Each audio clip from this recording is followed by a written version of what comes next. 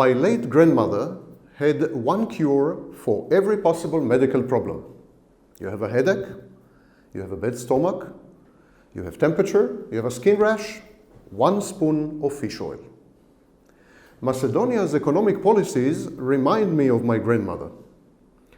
There is one solution for every economic problem: unemployment, trade deficit, budget deficit. The solution is announce yet another foreign investment with thousands of promised jobs in 2 years tops. The obsession with foreign direct investment, and it is an obsession, is bad for the economy of Macedonia. It is part of a psychological syndrome of the foreigners will solve everything for us. If we have a political problem, the foreigners will solve it.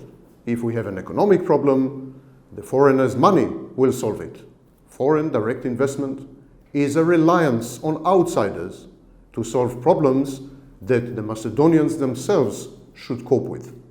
It is what is known in Greek as deus ex machina.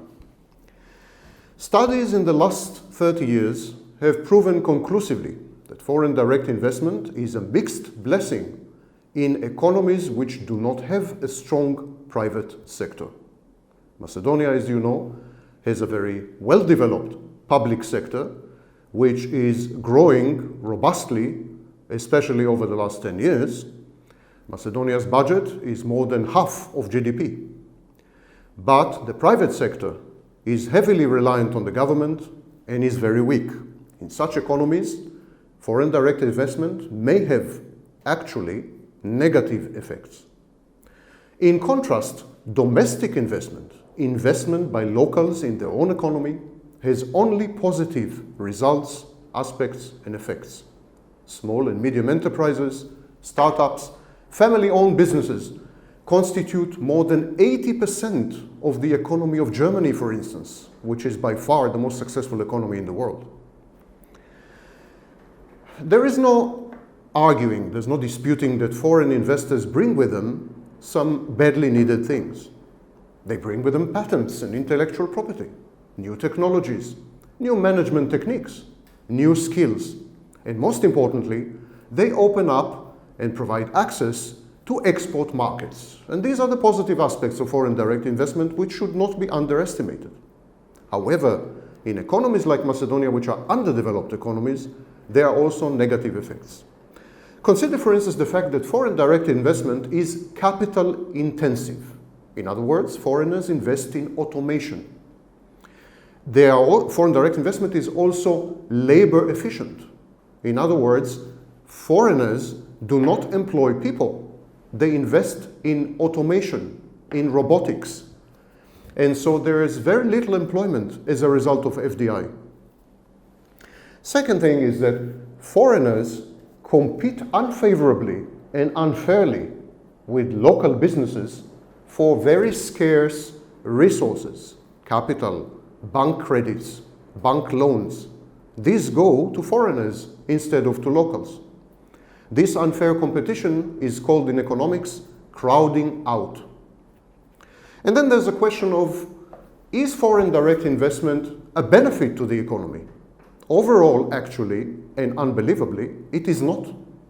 Numerous studies have shown that foreigners take out of the country much more than they put in the form of dividends, royalties, interest on loans, and repatriation of profits.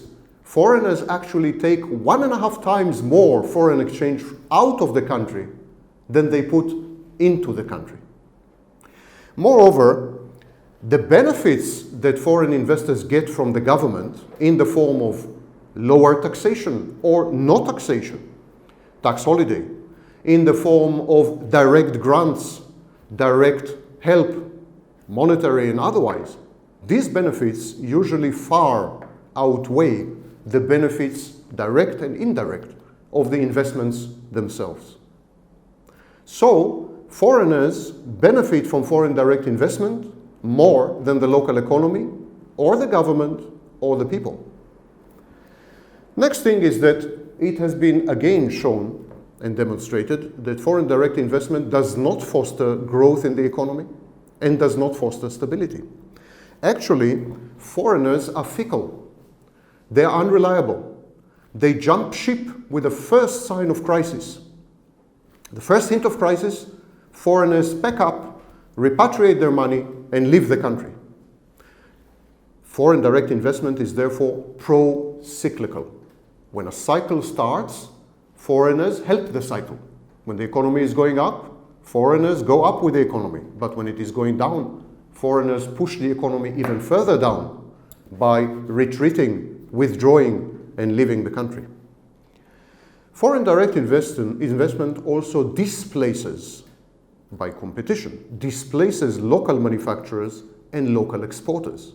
It is very difficult for a small Macedonian firm, a small family-owned company, to compete with a giant foreign entity that comes here, establishes an enormous factory, totally automated, and then exports to the very same markets that the small Macedonian firm is competing in.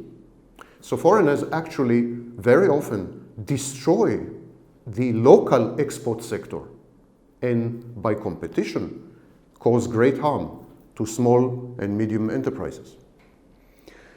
And so the benefits of foreign direct investment should be balanced against these negative effects. There is one effect that is rarely mentioned, and that is the fact that foreign direct investment encourages corruption, especially among politicians. Maybe that's why it's so popular with politicians, because they can make a lot of money from the foreigners that come here in the form of bribes and other benefits, junkets, flights, hotels, and so on and so forth. Foreigners and politicians are very good friends to the detriment of the economy and the local business. Finally, foreigners and foreign direct investment contribute to asset bubbles. They push up the price of real estate. In many markets, they push up the prices of stocks in the stock exchange. And when they leave, or when foreign direct investment levels and stabilizes, the bubbles burst. And there is a boom and bust cycle. Countries with a high percentage of foreign direct investment actually have a less stable economy than countries without. I'm not trying to say that foreign direct investment should be avoided or is a bad thing. It is a good thing, and it should not be avoided, and it should be encouraged. But the emphasis should be on local investment, local businesses, domestic manufacturing, domestic services. Locals are the future of Macedonia. Macedonians are the future of Macedonia. Not some anonymous German, Dutch, British, or American firm who doesn't give a fig about Macedonia and would leave Macedonia in an instant with the first sign of trouble.